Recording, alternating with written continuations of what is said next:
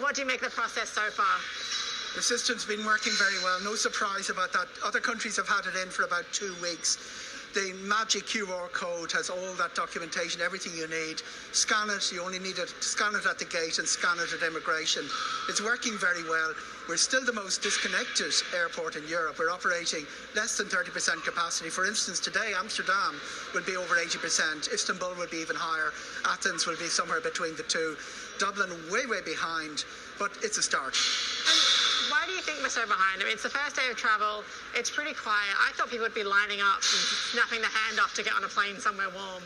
Well, loads of reasons. We only introduced our digital COVID certificate today. Everyone else has it since July the 1st. A lot of confusion, still confusion even on government website advice right up to the off here, and a lot of uncertainty among passengers. They would be uncertain anyway, and there's going to be a little bit of fear. The way Ireland works is going to be word of mouth.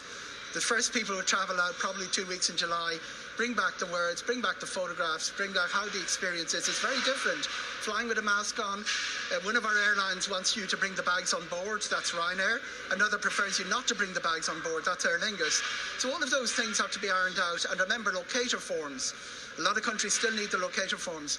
But you can talk up the complications. The joy is, for such a complicated time with COVID, that QR code has brought everything together. We have a coherent European policy, and that's going to keep its shape, because we know that, because it's kept its shape internationally, and everybody else is working it well. There's no reason why we can't. You know, we're all very excited. Evan, you know, as I said, there's job losses. He's very keen for the government to get back into travelling.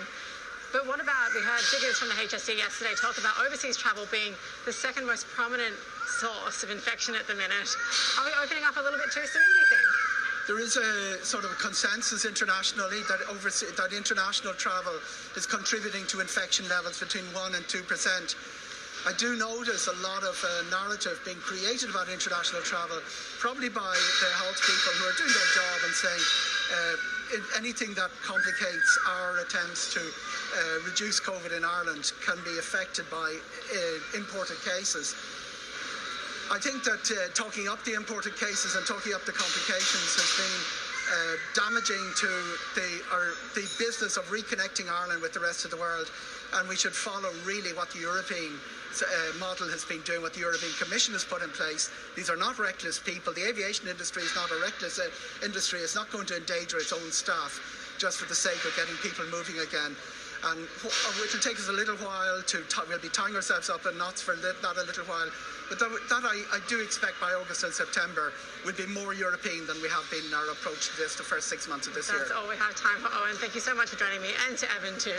Now look, sorry for the banging. We did promise those builders I'd get them a Toblerone from duty free if they were just quiet for a minute there, but it seems they've ignored me. Thanks for joining us here at the airport, and I'll see you tomorrow if I don't hop on a flight. Okay, go on.